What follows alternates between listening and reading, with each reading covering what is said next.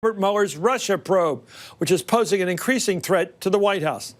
Dana Bente was forced to give up his post as the U.S. Attorney for the Eastern District of Virginia at the request of Attorney General Jeff Sessions. His district is a key jurisdiction in the ongoing Mueller investigation, and it's where one or two reported grand juries have convened in connection with the probe.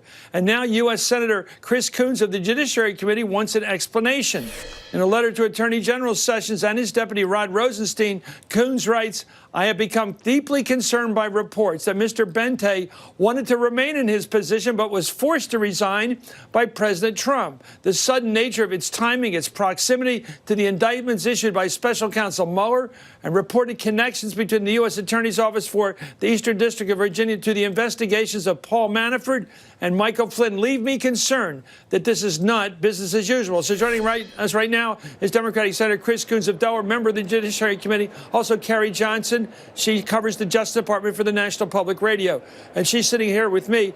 Senator Coons, what is the connection? What do you see as an intervention here, an interruption in the prosecution by the White House? Well, what concerns me, Chris, as I mentioned in the letter that I just sent to Attorney General Sessions and Deputy Attorney General Rosenstein, is a whole series of things surrounding the abrupt firing of Dana Bente, a popular, successful career federal law enforcement official, Eastern District of Virginia, a U.S. attorney. According to public reports, he had a grand jury that had issued subpoenas against both Paul Manafort and former National Security Advisor Flynn. And the timing, the proximity to when there were indictments handed down, and the fact that it was directed at just him rather than others having been let go, left me with a whole series of questions. I expect to get answers out of the Attorney General or the Deputy Attorney General, and if I don't get a response, I'll go to the committee chair and press for a response on behalf of the committee. President Trump infamously said last week he wished he had more power over the Justice Department, more personal power over the FBI. Is this part of his reach for more power? Well, that's my concern. You know, as this investigation has gotten closer and closer to the senior levels of the Trump campaign, the Trump administration, or even members of the Trump family, I'm concerned that President Trump will act in even more irrational ways that may undermine the rule of law. That's why I've worked with Republican Senator Thom Tillis to introduce a bill that would strengthen protections for Special Counsel Robert Mueller. I think that Senator Tillis wants to strengthen the independence of the Department of Justice. I'm concerned about an abrupt action by the president, given ways that this investigation is closing in on his inner circle.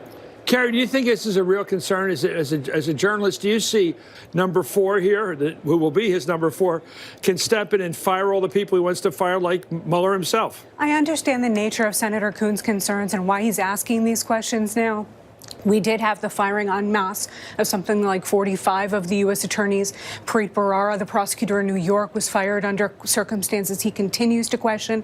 That said, Chris, Dana Bente is a loyal man, a company man, 33 years at Justice, served under 6 presidents. From what I'm hearing from people close to him, people who worked in his office, this was simply a matter of President Trump wanting to install his own U.S. attorney in that job, which he has every right to do. As patronage, he does. But as for the policy, does he have a right to intervene in his own prosecution? He does not have a right to intervene in his own prosecution, and there's no evidence on the table yet that the replacement of Dana Bente was an attempt by President Trump. Well, follow that up, Senator. Do you see a direct attempt to intervene in his own prosecution here in this case? Is he trying to interrupt justice or to obstruct it here by this firing? Well, Chris, I'll remind you that when the former FBI Director Jim Comey was fired, initially there were offered reasons that had to do with his handling of Hillary Clinton's email investigation.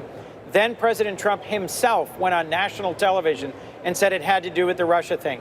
The reason I sent a letter questioning the timing and the reasons behind the resignation of Dana Bente was because of this now increasing pattern of behavior by the president of trying to interfere in this ongoing investigation. It's possible that this is entirely without reason for alarm, but I think the circumstances around the departure of Dana Bente raise legitimate questions.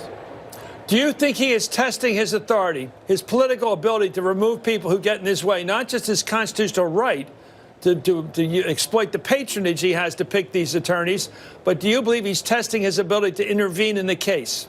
Is that what he's doing here? I'm concerned about that. And Chris, let's go back to a point that you made quickly in passing that's worth focusing on for a moment. If there were to be a situation where the president orders, let's say Rod Rosenstein, to fire Robert Mueller, he may then resign.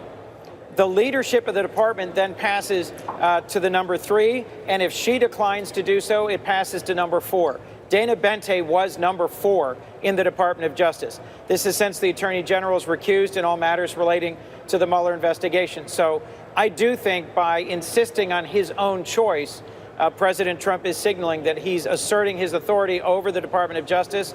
I'm equally troubled by reports that the president has personally interviewed candidates for U.S. attorney positions in several key jurisdictions. That's inappropriate. Attorney General Sessions testified to our Judiciary Committee in the Senate that that was inappropriate. And I think we've got lots of signals here that our president doesn't understand the appropriate boundaries.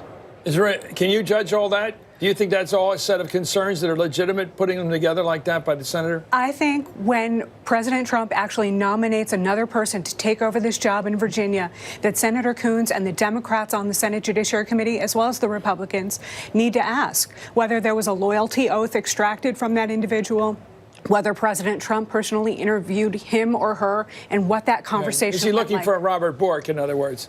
Looking for somebody to do the dirty work when the time comes, to get rid of Rosenstein or get rid of Mueller himself, both of them. Those are all legitimate questions. I don't think we're there yet. Okay, thank you. Great reporting. Thank you. Great analysis. Thank you, Senator Coons. You're on the game here and on the job. Gary Johnson as well. Up next, one of the stunning victories from last night's elections, Chris Hurst